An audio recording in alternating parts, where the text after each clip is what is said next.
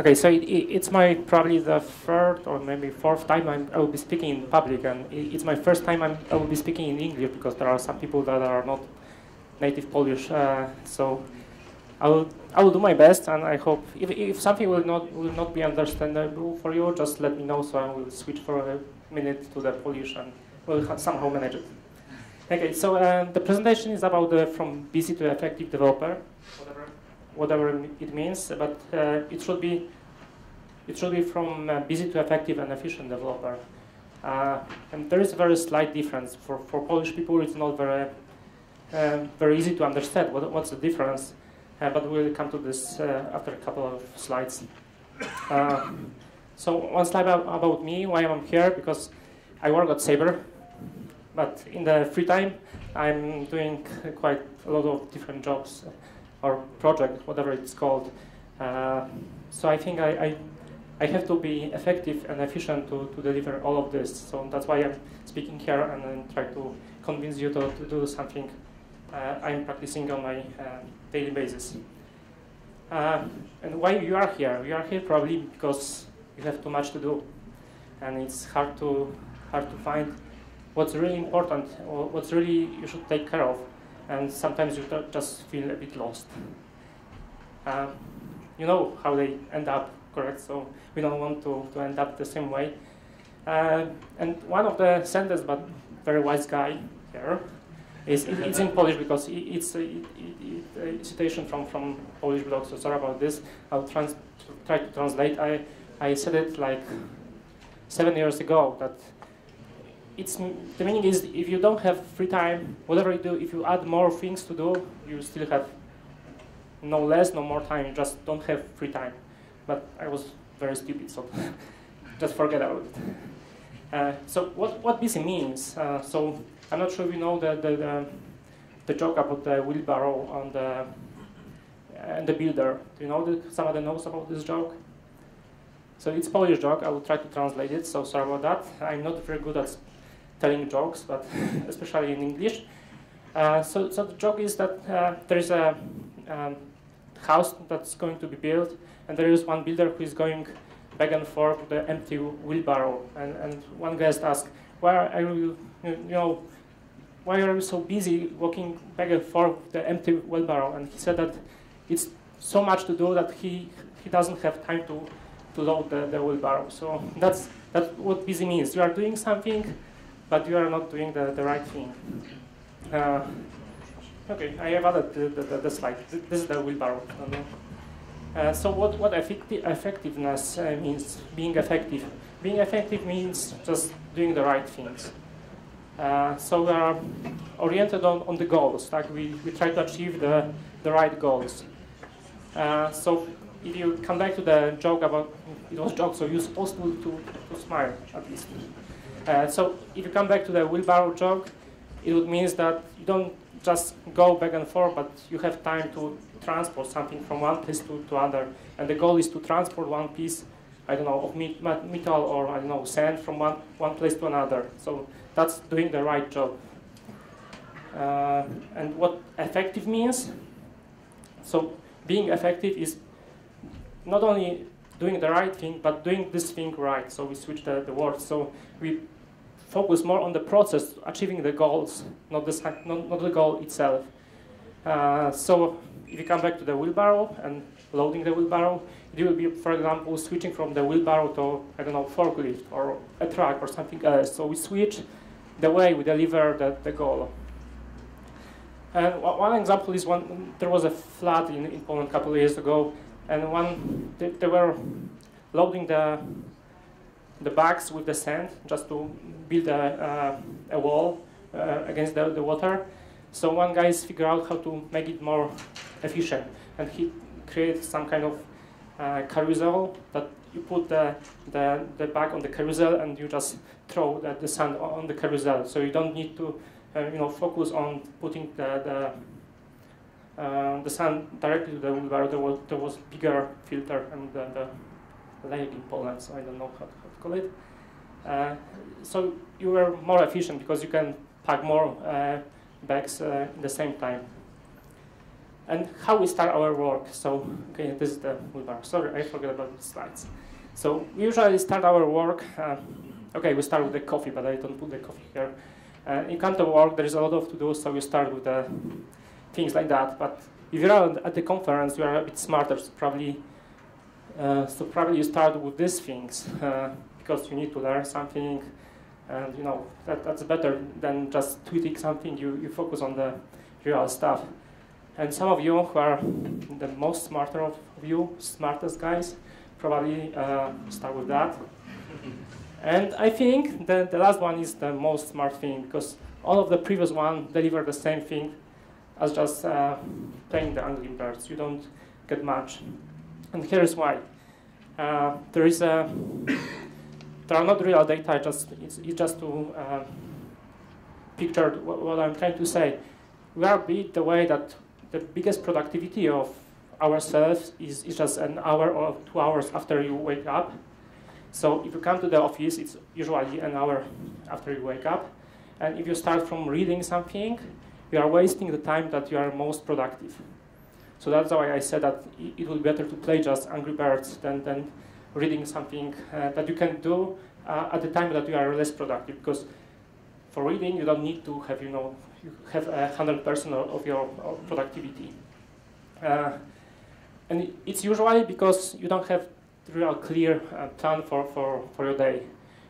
Usually start from the, I don't know, emails, reading emails, and you just go to one page and, hyperlinks, and you switch to another page, and another page, another page, and it, you go deeper into this. So one hint for you, if you are using Outlook, for example, Outlook starts with the email as default, but you can very easily switch in the options to start. If you open the Outlook, you will open on the calendar view. So instead of focusing on the emails and seeing like 100 emails that somebody sent to you, you just focus on the things that you need to do, and you plan this. It's not somebody who sent it to you. The coffee breaks or breaks in your productivity, daytime, because you don't need to work 8 hours a day. You need to have a break, because after the break, your productivity gains again. So you need to plan the break. That's the clue. You don't just go for a break because somebody asked you to do. You just plan the break very carefully. So the main goal is to work, and the break is just in the meantime, not the other way around. And if you lose this 2 hours productivity, okay, there is another. Some of you, not everybody, but some of you has another peak of the productivity after the lunch about 2-3 p.m. It's usually, but it differs from one person to another. Just to focus on what you lose when you lose this 2 hours productivity at the beginning of the year of the day. It's 120 minutes, and if you are a very poor typer, you type like 50 words per minute. So during the 2 hours, you can write 6,000 words. So it's like 1,000 lines of code. So that's what you can gain or lose if you switch the plan during the day. Okay, I added three slides, and it's the third one I added before this presentation, but that's the calculation. So what you should do instead of that. So there is one thing that you should do, and probably you can stop after the next slide, after this talk, and here is a blog about it, and we try to read the whole blog at the next slide, and this blog is like that. That's easy, correct? If you want to deliver something, you have to start working, and that's it. So thank you for your attention, and you can switch to another session. But if you want to stay with me, I have a couple more slides so you can follow. Have anybody heard about the Groovy matrix? Okay, couple guys. So what Groovy was a doctor, and he figured out he split the things that you need to do into two categories. One is urgent and non-urgent, and important and non-important, and you can put all what you plan for the next day to these quadrants. And if you want to choose something from this quadrant, you are pretty sure that you are not choosing the not important and not urgent things, because nobody cares about that. And probably you are the, you are the guess that if something is very important and urgent, you probably need to focus on this right now, no matter what other things are happening. But here's the beauty of the Covey matrix. There are two quadrants that you need to decide what to do first. And usually what people do, they start from urgent things that are not important. And it leads to the failure, because you focus not on the right thing. The goal is not the one you should be working on, because the goal is the important one. That's more important goal for you. So instead of focusing on the urgent things but that are not important, you should rather focus on the things that are not urgent but important for you. So if you are planning your day, make sure you take care of these urgent and important things, but after that, take time and plan for things that are really important for you. Because if you are not focused on this thing, what happens? Those things will become urgent. So instead of planning your day, you'll be just like firefighters, correct? Just trying to manage things that are urgent and important. So it's not the best place to be. It's not just theory. There was a train accident in Poland. Many people were affected by this accident. But what those people that are trying, the goal was to help people, just to save as many lives as they can. And for sure, there was so many, bodies lying on the grass that it's not possible to save everybody. So what those emergency guys really do, they use the triage. So they have this 4 colors bands, wristbands, and they just mark people. So they are just going through the crowd, and if somebody is dead, just making that, marking that, and for a while don't care about him, because you can't do much about this. He's already dead.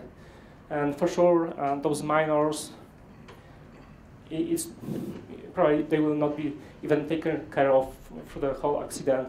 And the red one, they need additional attention. So that's the very urgent things to do, and next are delayed. So you can prioritize your work depending on how important it is and what you can achieve by this. So it's not just a theory. The next part of the session will be about the tools. If you want to be more efficient, you better know your tools. Thomas, you were saying about this.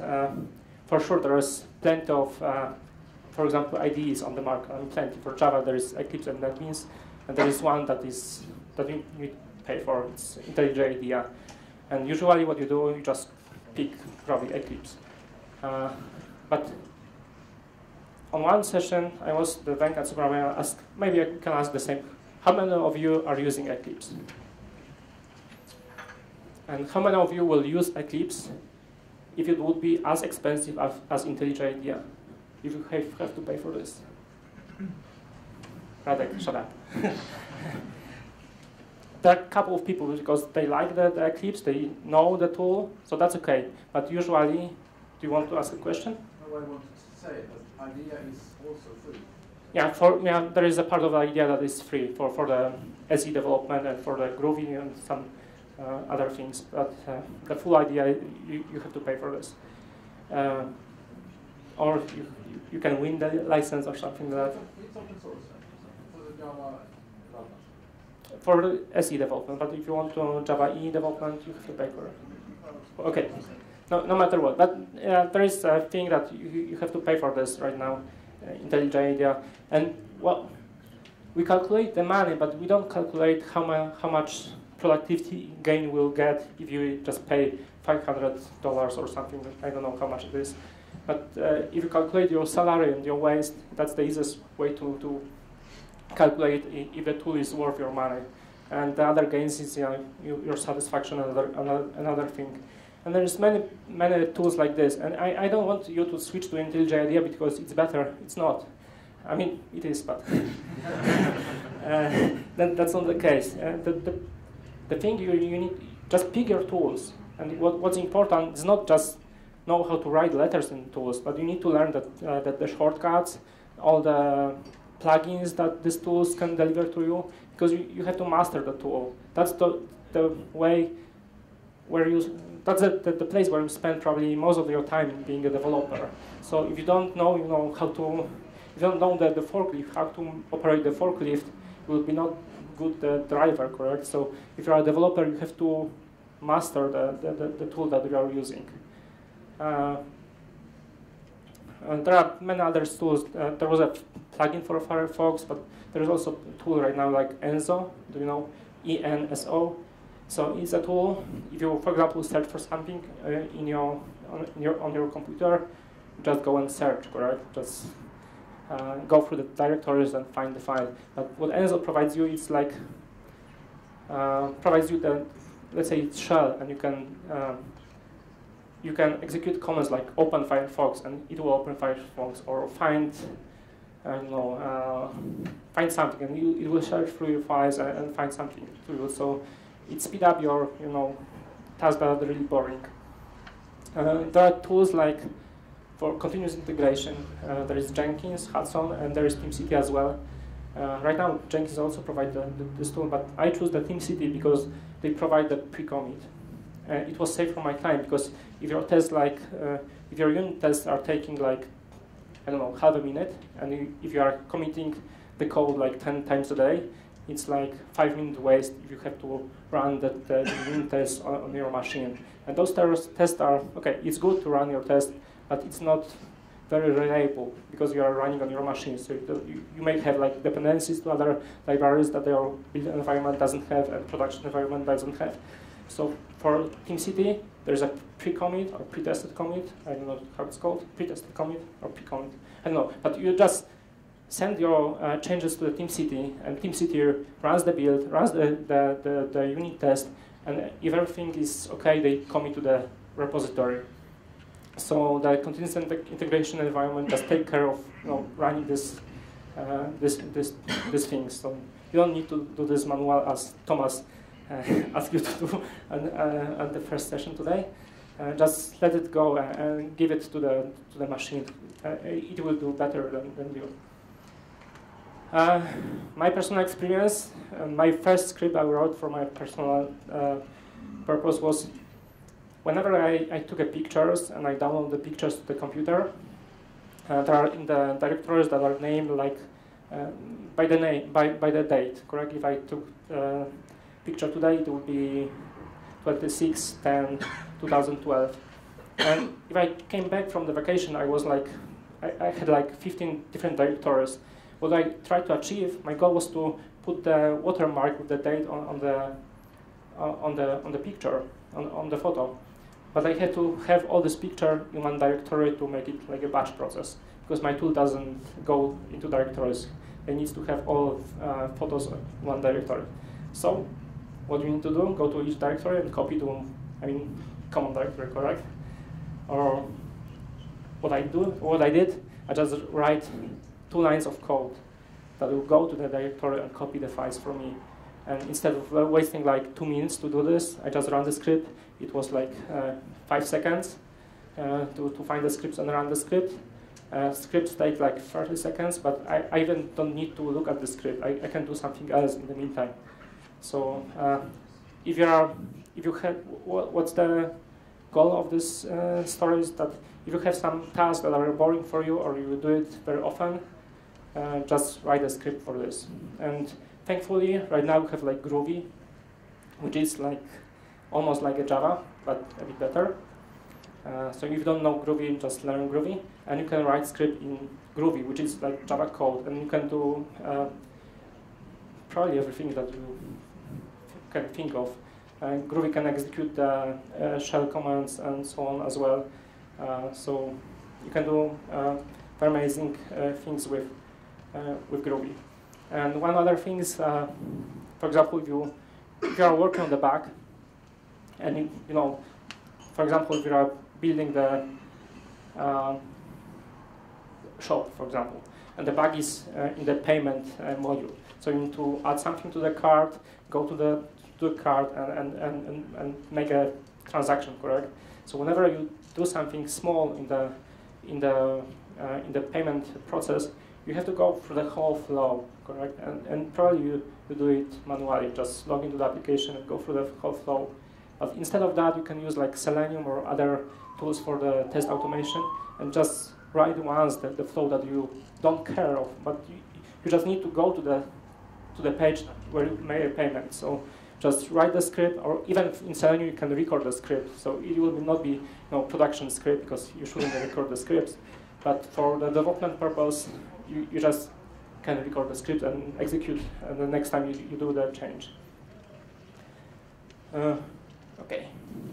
The one major thing that prevents us from being the most efficient is distractions. And if you think of distractions that are coming to you, there are two categories. One is internal and one is external. From external, you probably know it's email, it's IM, it's your colleagues that came to you just to ask some questions. That's meetings and something like that. And internal is mostly like the task you need to remember to do, because you need to think of this and multitask, because one brain is thinking about what I should do next, and other part of the brain is focusing on the current task. That's the biggest part of the internal distractions.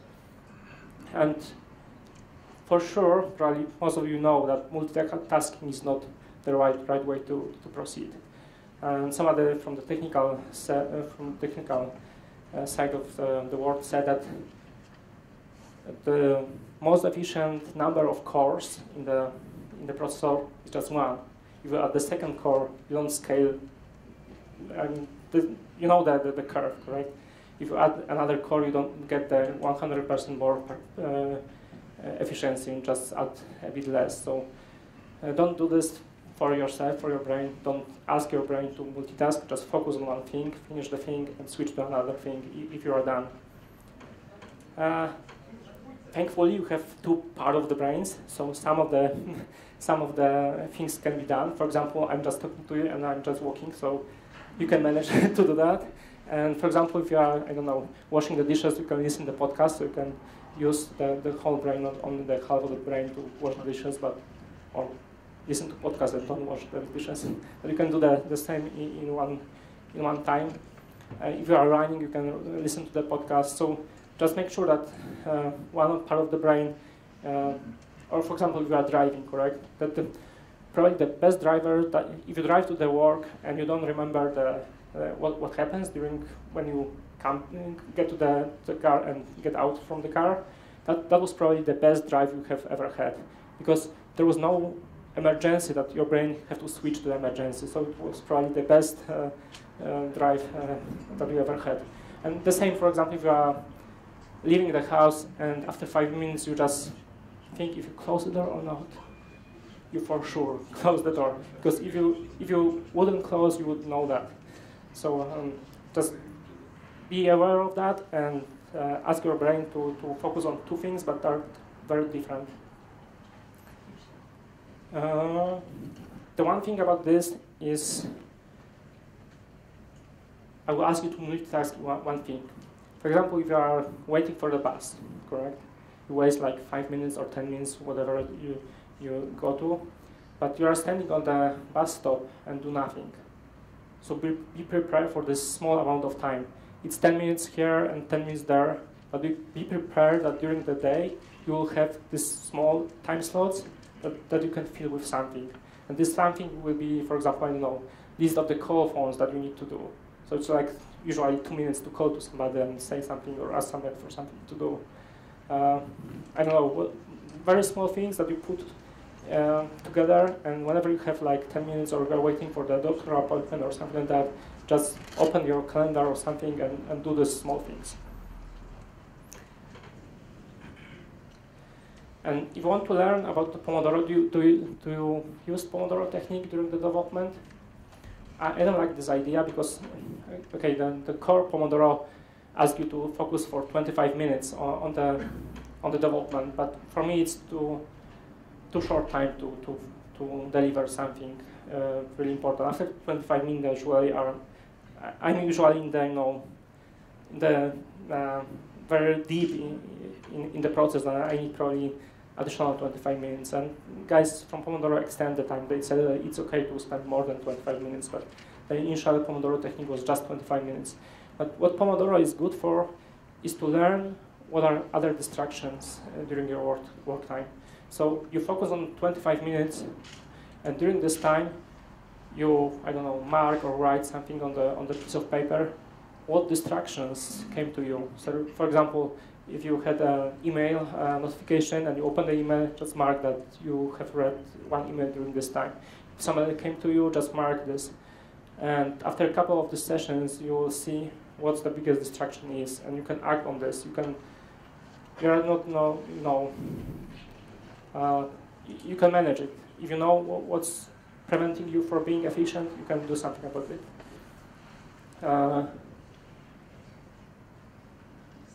Oops, sorry. Okay, so one of the tools that I'm using is it's called the rescue time, but there is plenty of these tools. So instead of just noting down what distraction was, you just run this tool in the background, and you can, after a couple of days, you can go back to the report and see, it's not my report, sorry. You can see that this guy spent a lot of time on the Windows photo gallery and Spotify and YouTube. So you can see not only, for example, that you spent a lot of time in the browser, but you can see the service that you are running in the browser. So it's very, very informative, and you can see how much time you waste watching some entertaining videos or something. So I encourage you to install this. Many of those tools are just free, so you can just install it and see how you are progressing throughout the day. One thing is that many people, usually people that came to conferences, they learn a lot. They read a lot of blogs, watch a lot of videos from the presentation, from other conferences. And that's okay, but usually most of the blogs are not very informative for you. You read it somewhere else or something like that. So what one person proposed to just get rid of all blogs and all videos and so on, and just ask people in the kitchen, for example, what they learned recently. And it will just tell you just one thing that they learned last week, for example, the most beautiful video they watch, or the most intriguing blog post they read, and just go to this one piece of blog, and it will be probably more efficient than reading all blog rolls. And there are like D-Zone in Poland. I have this D-Word as well. That's the environment that you can go and vote for some blogs, correct? So you can go and choose from thousands of the blogs, the ones that people mark as the best. Probably the question is, what will happen if everybody will stop reading the blogs and nobody will know what's going on in the internet? Probably will not happen very soon, but and thankfully those guys who are writing the poor blogs, they will stop writing it, because there will be nobody who will read it. Another thing is, whenever you get the very big task, you usually try to run away from this task because it's too big. If somebody will ask you to write Gmail, you will probably run away. But if how you should approach those big tasks, it just this elephant. If somebody will give you this elephant to you and just ask you to eat it, you'll probably say no, it's not possible. But if somebody will give you just one piece of this elephant, you will eat it, and another piece, you will eat it, and after a couple of these sessions, you will eat the whole elephant. So the idea is to just, it is used in many places, just split the task into smaller pieces of the work, and do one piece of the work at a time, and celebrate that you achieve something. Probably you know a lot of this because, for example, you know this elephant? That's the Hadoop elephant. So if you are using Hadoop, Hadoop is using MapReduce algorithm. So it's very similar, or divide and conquer, it's almost the same. Just split the task into multiple smaller tasks and execute each of the tasks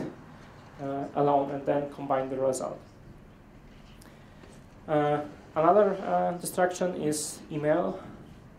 You receive, how many emails do you receive a day? It's like, who receives more than 10 emails a day? 20? 50? Okay, so it's like dozens. And it's your fault.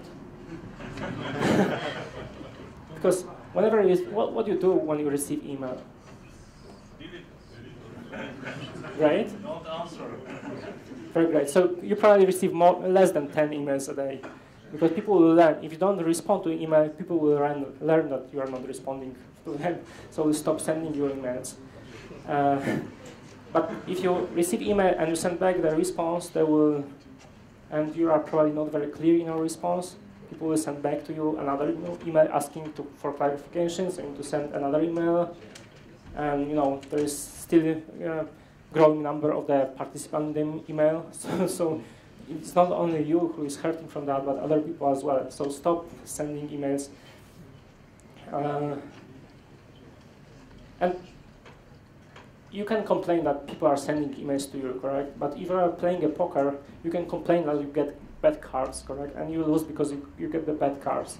But it's up to you how you play this card, correct? So it's the same with the email. You shouldn't complain that you receive a lot of new emails. It's up to you who you are responding to it. So the first solution will be just don't respond to somebody if it's not important. If it is something very intriguing or your explanation will be very long and you suspect that that other person will not get it, just do what Thomas don't ask you to do. Just do a meeting. Because it will be more efficient if you meet face to face. In case there is, I'm not asking you to meet every time, but if there is something you need to, discuss with somebody, it's not just inform somebody about something, but to discuss something, you'll be much more efficient if you meet face to face or at least over the phone. So consider a meeting, but and the goal should be good for this meeting. But if you need to respond to the email, that's the rule you should be following. If you are responding to email, just write the 3-sentence response. And I'm not using it because in corporate world it's very hard to do this, but I'm close to implement it. But if you are trying to send email that is longer than three sentences, there is probably too much information, and you should meet instead, or through IM or through the phone. There are other ways. You should use different approach. And it will just notification. There is get things done, or inbox 0 or Zen to done. They're all the same for me, but they keep complaining that, keep saying that they're different. But for me, it's the same. So I will come to this after a couple minutes. But one thing is that if you're receiving emails, probably you are responding because you want to be nice to somebody. But I ask you to be smart, not nice. Because if you are nice, you're responding to somebody, they will send you more emails to allow you to be more nicer, correct? to respond more emails. So don't reply back to people. Be smart, not the nice guy. And the smart people are those who achieve good results. The one thing that probably most of you are doing is touch typing. So whenever you are writing emails, you are spending. Okay, it will be a bit more philosophical, so I need to slow down and let you think about this. But whenever you're spending time on writing emails, you should ask yourself if you would like to spend your last 5 minutes of your time doing the same thing. If not, probably, for me, every 5 minutes of my time is worth the same. So if you are not going to spend my last 5 minutes on writing emails, why should I do this right now? And there's a gift I can give it to you right now. It's just 2 more years of your life. And it's just, if you learn, how many of you touch typing pisać bezwzrokowo in Polish? Some of you. So if you are not doing this, you should learn that, because if you are not, if you are looking at the keyboard and write the code, you are probably like 50, 60 words a minute. So if you try to learn how to touch type, probably your word per minute will be around 30 or maybe 40. But after a very short time, it's like a week or a month, you will learn how to write 80 or even more words per minute. So initially, there is a big drop. You are half efficient as you was before, but after a month, you are like 60% more efficient on every month. So the world record is like above 200 words per minute. So it's like, you should spend 4 minutes on the same thing that this guy will spend in a minute. So just learn touch typing, and if you just can increase your typing from 50 to 80 words per minute, you will get 2-3 years if you are a developer and spending most of your time on developing, writing the code. So yeah, the assumption is wrong, because you are not writing all the time if you are in the office. But this is how you can calculate. If you waste like 24 minutes or 25 minutes a day throughout your usual life, you will lose 1 year of your life wasting 25 minutes a day. So just be aware of that and do whatever you want to do. What you can help, we talk about the tools that you're using, IDEs, learn the keyboard navigation, don't use mouse, but use the keyboard navigation so you can master the tool and speed up your development. If you are going to, I don't know, choose the technology that you will be using the next new project, use technology that support rapid development, so you don't need to compile the whole project, but you can make a change and it instantly visible in the UI. And there is a JRebel. Do you know that JRebel tool? Okay, so if not, so give it a try. You have to pay for this, but it's very. That's a tool. It's a bit more than hot deployment. Hot deployment just redeploy the code. The JRebel just modify the code that is already on the JVM, so it's very fast. And if you change the implementation of the method, JRebel will take it, and you see the result immediately. So give it a try. IAMs, Google Talks, and other things. How many of you are using it?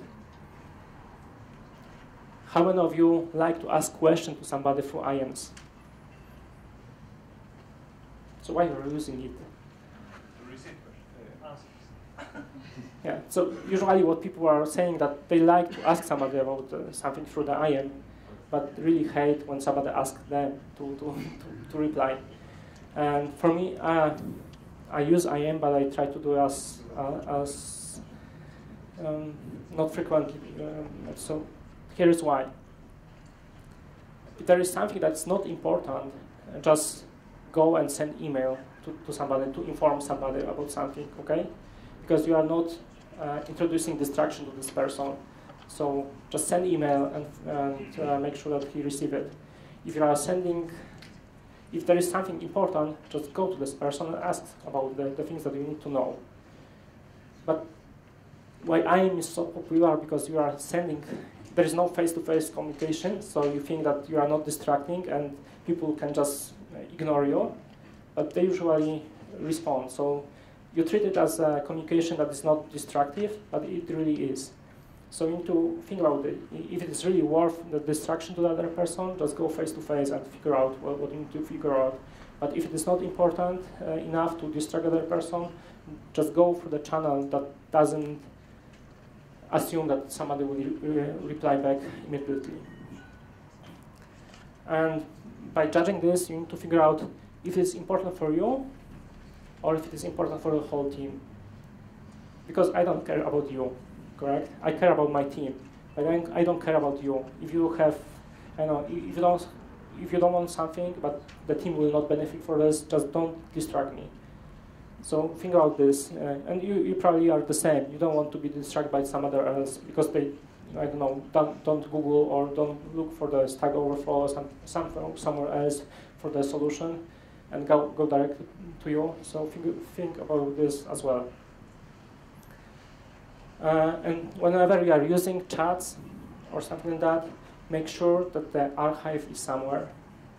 For example, publicly, there are tools, there are chats, for example, that you can search later on. So if somebody else will have the same problem, they go to the archive, not only to you, and ask the same question again and again.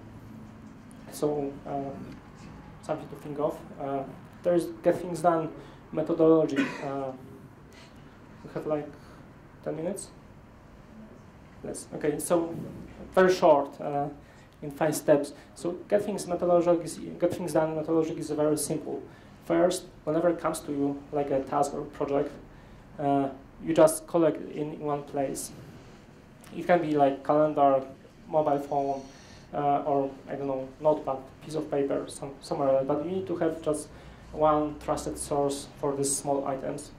And after that, once a day, in the evening, you do the review of the task that you put on the list.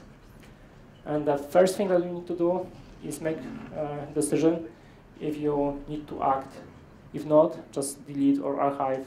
Delete is probably a better way to get rid of something, because it's scalable very well, correct? You can delete very efficiently. But if you need to act on something, there is another question. If it takes you less than 2 minutes, just do it right now, because it will be cost effective. Because if you postpone the action that is taking less than 2 minutes, you will lose more than 2 minutes to switch to this action and go again through the list. So just do it now if it's less than 2 minutes. If it is more than 2 minutes, there's another way to do, which is probably as scalable as deleting things, is just delegating it, so I love it. And if you are not manager but developer, you probably don't have the direct reports, so you cannot delegate to anybody, but you can delegate to the peers. And another thing is delegate to the floor. And what it means, you need to decide. I'm a right manager, and I usually give too much work to my people that I'm working with.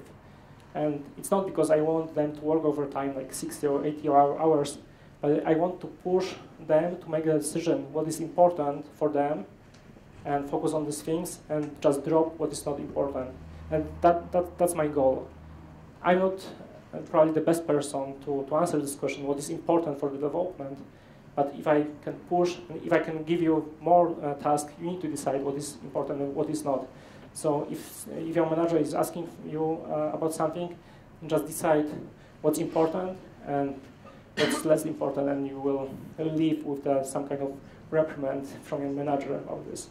And I'm doing the same. If my manager is asking me for something, sometimes I just don't do it, and I'm okay if on next one-on-one meeting he will say to me that I screw up in this thing, because I will master other things that are more important, so I will benefit from this, and my company will benefit from this. And the third thing is just defer. So put the task on the list of the action that you plan later on.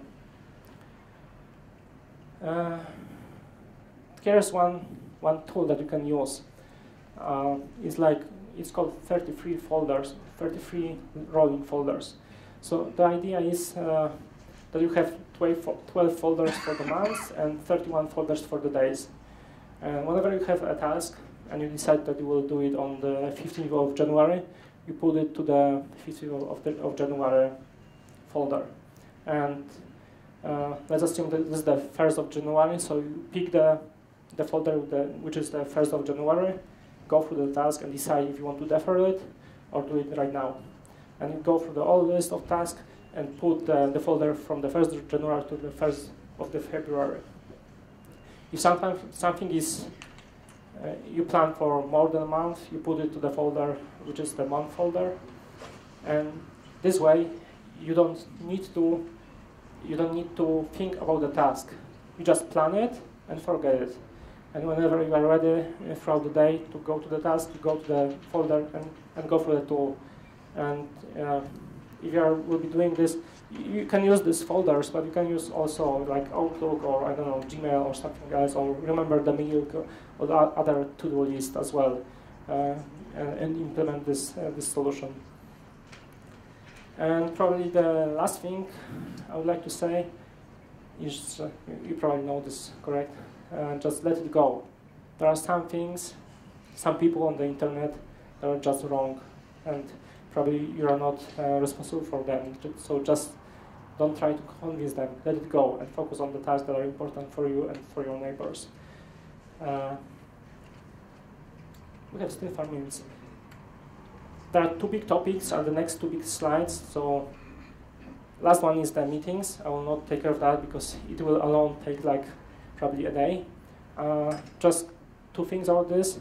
If you are inviting people, don't invite more than 5 people to the meeting. Because if you add another person to the meeting, the growth of communication channels grow is a power, correct? The number of communications. So if there are 2 people, there is just 2 channels between one from me to you and from you to me. If you add the 3rd person, you are not adding 1 channel, but you are adding, it will be 6 channels, correct? So if you add 5 people, it will be power of 5. If you add 6 person, you will increase the number of channels 6 times. So just focus on the group that is very small, and you can do something about during the meeting, and make sure that the goal of the meeting is not to discuss something. The goal of the meeting is to decide. That's very important. You are not meeting to discuss technologies for a new project. It's to decide what technology we will choose. That's a very slight difference, but very important to understand. Because if you say that the goal is to discuss, people will just discuss, and there will be no outcome of the meeting. But if you want to decide what technology we'll choose, people will focus on really choose the technology. And the one thing is, decide is a very strong word, so you cannot decide what is the first technology you would like to use. So people will be, it will be easier for them to choose something because they will assume that there will be a second chance to do something, to switch the technology. And 2 minutes or something? Great. Okay, so the last thing, probably you saw this. If you want to be very effective, you should be like T-person. You should have the broad knowledge, but very, very shallow, and knows about a lot of things, but very, let's say, little or average.